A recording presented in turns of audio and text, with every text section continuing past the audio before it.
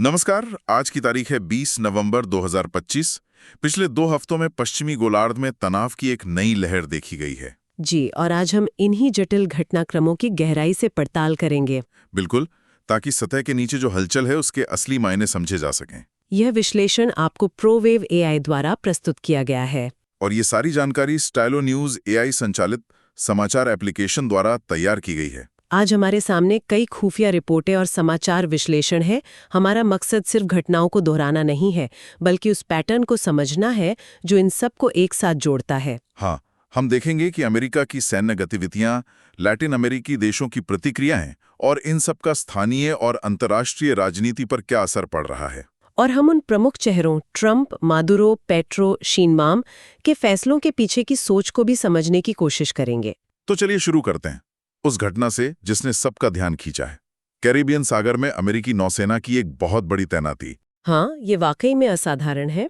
हमारे सूत्रों के मुताबिक अमेरिका ने यूएस जेरल्ड आर फोर्ड को वेनेजुएला के तट के पास भेजा है।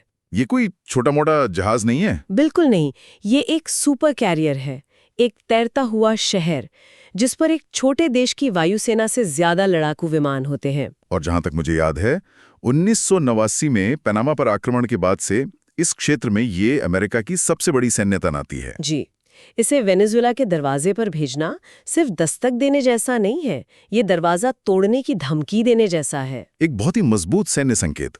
इसका आधिकारिक कारण क्या बताया जा रहा है? अमेरिकी रक्षा सचिव पीट हिग्स हेथ ने इसे ऑपरेशन सदर्न स्पेयर का नाम दिया है। और घोषित लक्ष्य है पश्चिमी गोलार्ध से नार्को आतंकवादियों का सफाया करना। अगस्त से ही अमेरिकी सेना नशीली दवाओं की तस्करी के शक में कई जहाजों पर हवाई और मिसाइल हमले कर रही है। लेकिन यहाँ एक परेशान करने वाला पहलू भी है। इन हमलों में हुई मौतें। जी, कम से कम 80 लोगों की मौत हो चुकी है। 80 मौतें, ये सिर्फ एक आंकड़ा नहीं है, ये एक मैसेज है। अमेरिका ये कह रहा है कि वो अब इस खेल के नियम बदलने को तैयार है, चाहे कीमत कुछ भी हो। लेकिन सवाल ये है कि क्या वेनेजुएला इस मैसेज को वैसे ही पढ़ रहा है जैसे अमेरिका चाहता है? लगता तो नहीं है। बिल्कुल नहीं। राष्ट्रपति निकोलस मादुरो के लिए ये एक सुनहरा मौका है। वो इसे अमेरिकी साम्राज्यवाद की तरफ पेश करके अपने देश में राष्ट्रवादी भावना को भड़का रहे हैं। उनकी प्रतिक्रिया में एक दिलचस्प दोहरापन भी है। बिल्कुल, एक तरफ उन्होंने सेना को अलर्ट पर रखा है और लंबे गुरिल्ला युद्ध की धमकी दी है। दूसरी तरफ उन्होंने सार्वजनिक रूप से राष्ट्रपति ट्रंप से शांति की अपील की है और अफगानिस्तान जैसे महंगे और लंबे संघर्ष से बचने की सलाह भी दी है। ये एक क्लासिक डबल गेम है, अपने लोगों के लिए मजबूत दिखना और अंतर्राष्ट्रीय मंच पर एक शांति दूत की तरह पेश आना। तो वेनेजुएला का मानना क्या है? अमेरिका का असली मकसद क्या है? उनका आरोप सीधा है। वेनेजुएला का कहना है कि ये ड्रग्स के बारे में कभी था ही नहीं, ये सत्ता परिवर्तन और वेनेजुएला के विशाल तेल भंडारों पर नियंत्रण करने की एक कोशिश है। वैसे अपनी संप्रभुता पर सीधा हमला मानते हैं। जी, और जब अमेरिका इस तरह की एक तरफा कार्रवाई करता है तो इसका असर सिर्फ दुश्मनों पर नहीं, दोस्तों पर भी पड़ता है। आप कोलंबिया की बात कर रहे हैं, जो हमेशा से इस क्षेत्र में अमेरिका का सबसे करीबी सहयोगी रहा है। आपने बिल्कुल सही नस पकड़ी है। यहीं पर कहानी सबसे दिलचस्प हो जाती है। जब एक अमेरिकी हमले में एक कोलंबियाई मछुआरे की गलती से मौत हो गई तो राष्ट्रपति गुस्तावो पेट्रो ने गुस्से में आकर अमेरिका के साथ खुफिया सहयोग रोकने तक की घोषणा कर दी थी। ये तो बहुत बड़ी बात है।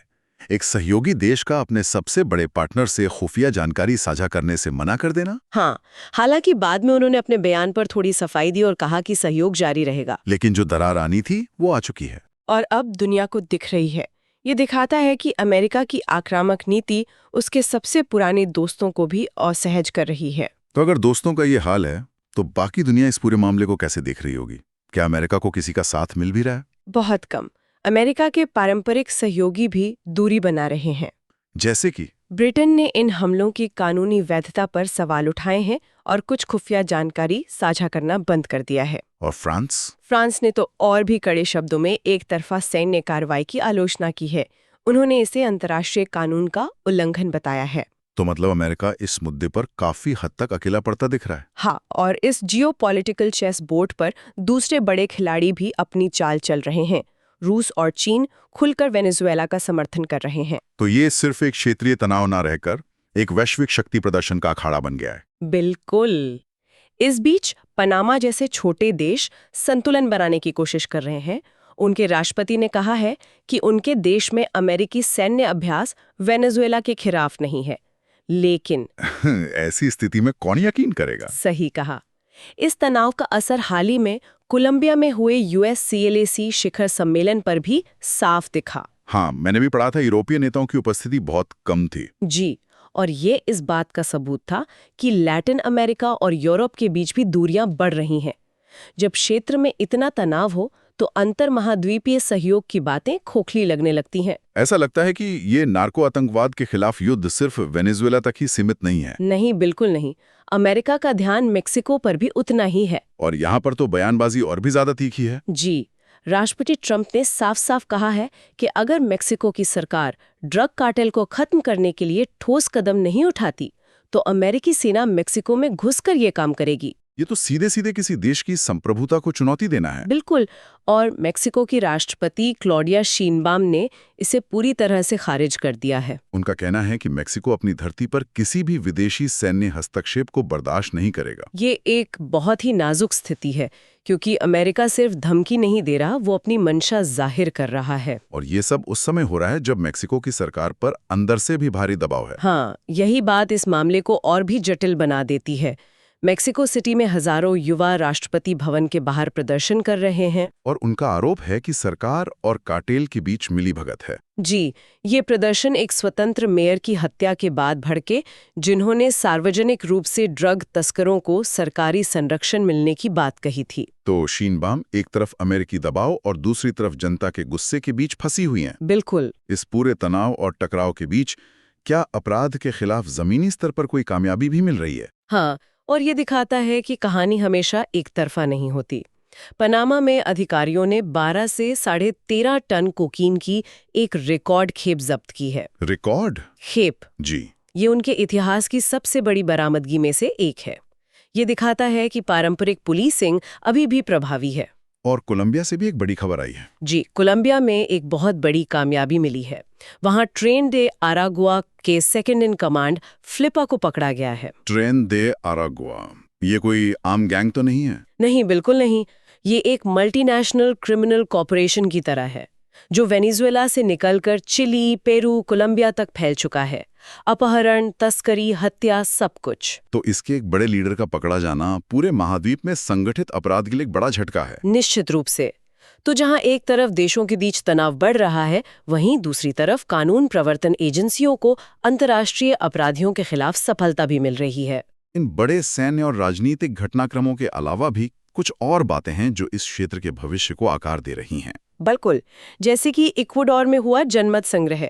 16 नवंबर को देश से बाहर रहने वाले 4,71,000 से ज्यादा इक्वाडोरियंस ने वोट डाला। ये छोटी बात लग सकती है, लेकिन ये एक बड़े ट्रेंड की ओर इशारा करती है। जी, ये दिखाता है कि जो लोग देश के बाहर रह रहे हैं, वो भी अब देश की राजनीति में कितने सक्रिय हो गए हैं। और हमें अमेरिका की घरेलू राजनीति को भी नहीं भूलना चाहिए, क्योंकि वहीं से ये सब नीतियां बन रही हैं। एकदम सही। न्यूयॉर्क, न्यू जर्सी और वर्जीनिया में हुए स्थानीय चुनाव 2024 के राष्ट्रपति चुनाव के बाद के राजनीतिक माहौल का पहला बड़ा टेस्ट माने जा रहे हैं। खासकर न्यूयॉर्क के मेयर के रूप में जोरान ममदानी की जीत और उस पर राष्ट्रपति ट्रंप की तीखी सार्वजनिक प्रतिक्रिया। एक मिनट, मतलब न्यूयॉर्क जैसे बड़े शहर का मेयर अब कोई ऐसा व्यक्ति है जिसकी जीत पर अमेरिकी राष्ट्रपति को सार्वजनिक रूप से हमला करना पड़ रहा है? जी, यही हो रहा है। ये तो दिखाता है कि अमेरिका की अंदरूनी राजनीति में ध्रुवीकरण कितना गहरा हो चुका है। और इसका असर उसकी विदेश नीति पर पड़ना तय है। जब हम इंसानों द्वारा बनाए गए इन संकटों की बात कर रहे हैं, तो हमारे सूत्रों में एक और तरह के खतरे का भी जिक्र है, जो प्रकृति की तरफ से आ रहा है। ये अमेज़न क्षेत्र से आ रही एक चिंताजनक रिपोर्ट है। बताइए। जलवायु परिवर्तन के कारण उस इलाके में वैम्पायर चमगादड़ों से इंसानों में रेबीज फैलने का खतरा बहुत बढ़ गया है। ये हमें याद दिलाता है कि इस क्षेत्र में सिर्फ गोलियों और राजनीति का ही खतरा नहीं है। नहीं, एक बड़ा पर्यावरणीय संकट भी पनप रहा है, जो चुपचाप लोगों की जान ले सकता है। स्कॉटिश वैज्ञानिक इससे निपटने के लिए टीके बनाने पर काम कर रहे हैं, जो एक अच्छी बात है, लेकिन ये मूल समस्या को नहीं सुलझाता। नहीं। तो अगर हम इन सभी धागों को एक साथ पिरोएं, वेनेजुएला के पास अमेरिकी जहाज, मेक्सिको को धमकी, कोलंबिया से तनाव और ये छोटी बड़ी दूसरी घटनाएं, तो हमारे सामने क्या तस्वीर उभरती है? जो पैटर्न साफ दिख रहा है वो ये है कि ड्रग्स के खिलाफ युद्ध के नाम पर पूरे पश्चिमी गोलार्ध का सैन्यकरण हो रहा है। अमेरिका एक बेहद आक्रामक और एक तरफा नीति अपना रहा है। जी, और इससे वेनेजुएला और मेक्सिको जैसे देशों के साथ संप्रभुता का सीधा टकराव हो रहा है, जो कि एक खतरनाक खेल है। और इसमें जो प्रमुख निर्णय करता हैं, ट्रंप, मादुरो, पेट्रो, शीनबाम, उनके दृष्टिकोण में कोई मेल नहीं दिखता। सब अपनी अपनी जगह पर अड़े हुए हैं। बिल्कुल, और ये टकराव सिर्फ राजनयिक बयानबाजी तक सीमित नहीं है, ये ज़मीनी हकीकत को बदल रहा है।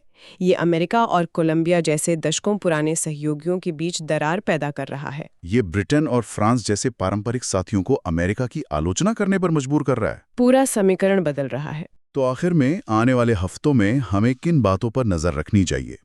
वो कौन सी घटनाएं होंगी जो हमें बताएंगी कि ये संकट किस दिशा में जा रहा है? मेरे हिसाब से 3 चीजें सबसे महत्वपूर्ण होंगी।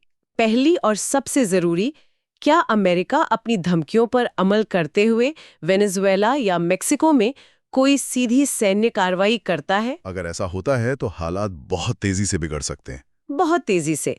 दूसरी, कोलंबिया और अमेरिका के रिश्ते, खासकर खुफिया सहयोग के मामले में किस करवट बैठते हैं? क्या कोलंबिया दबाव में झुक जाएगा या अपनी स्वतंत्र विदेश नीति पर कायम रहेगा? और तीसरी बात है मेक्सिको के अंदरूनी हालात।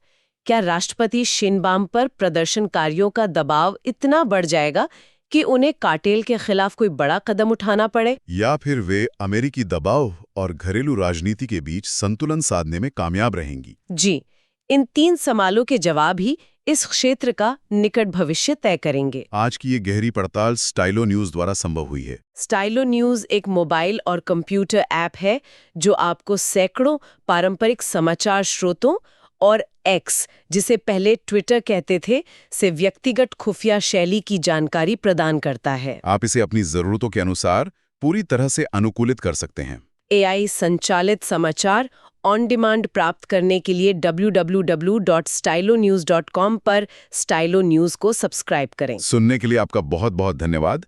यदि आप चाहते हैं कि हम भविष्य में किसी खास विषय पर चर्चा करें तो हमें बताएं। और ताज़ा अपडेट के लिए अपने पसंदीदा सोशल मीडिया पर स्टाइलो न्यूज को फॉलो करना न भूलें।